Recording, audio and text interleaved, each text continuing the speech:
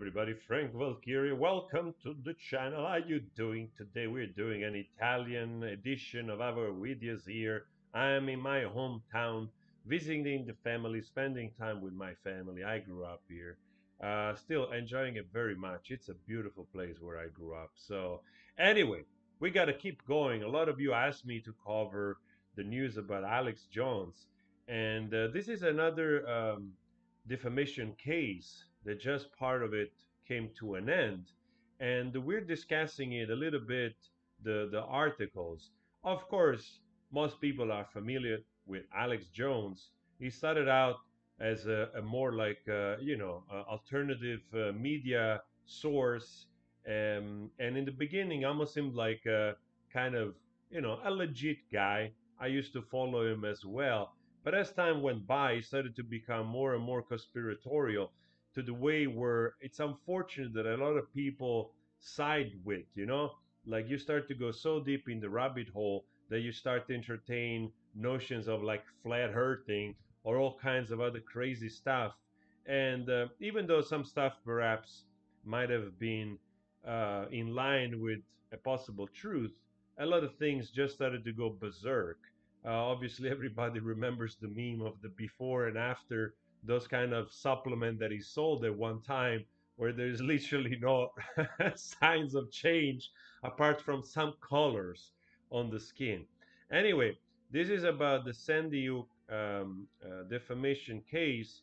Alex Jones, stated that Sandy Hook was a hoax, and then also recently about some other issues, he restated that they were doing the same thing they were doing with the Sandy Hook case, which was an hoax as well, alleged to him.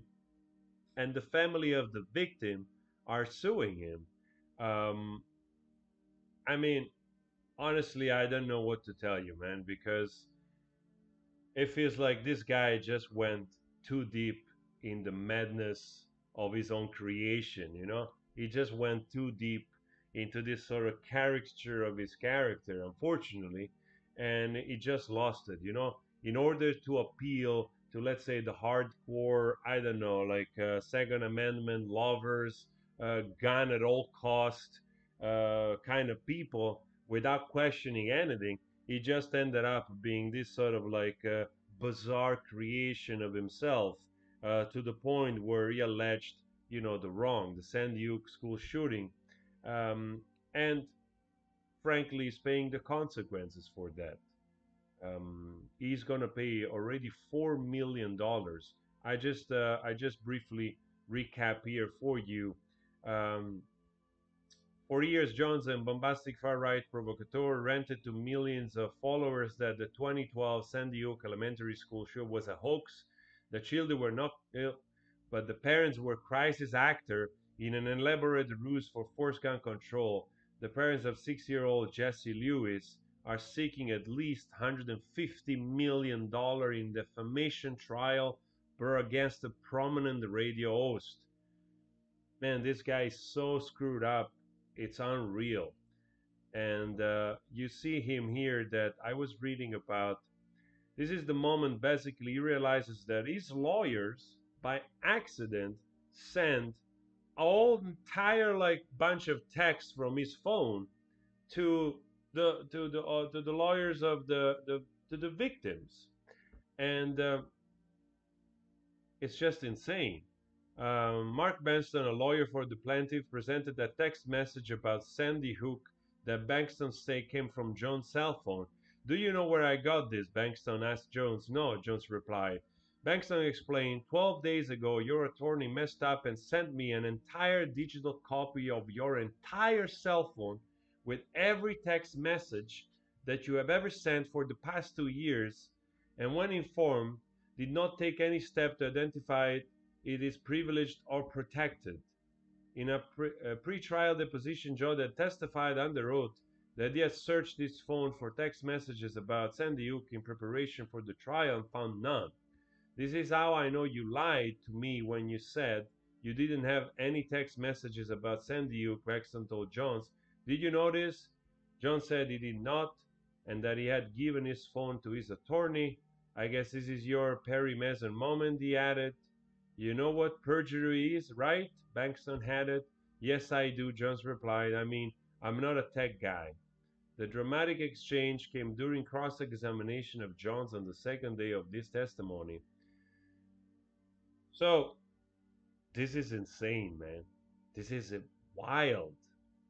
And again, you see what turn it can take when you go too deep with basically fictionalizing reality. Um, and of course, nowadays there are many that speculate on this type of behavior for views and money because there is an audience for it. Perhaps not the audience you want, but in this reality of everybody living in their own sort of bubble tailored by algorithms and Facebook and all those things, which basically they even provide fake information to you straight out every morning so that you can keep, this sort of cottoned, bubbled idea of the word.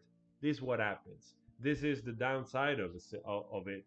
And he's already paying $4 million. The family of the victim have been awarded $4 million. And today, I suppose, there is going to be the punitive damages, which I don't know to what amount they can reach. We will see today. But oh boy, you see, when you go too far in order to appeal to your audience instead of focusing on the truth, um, yeah. So that's all I have on it for the moment. If there is any news about the damages, I will report on it with you. Let me know your thoughts on this. Let me know if you knew about Alex Jones. I wonder if he's going to go on Joe Rogan podcast because they used to be friends.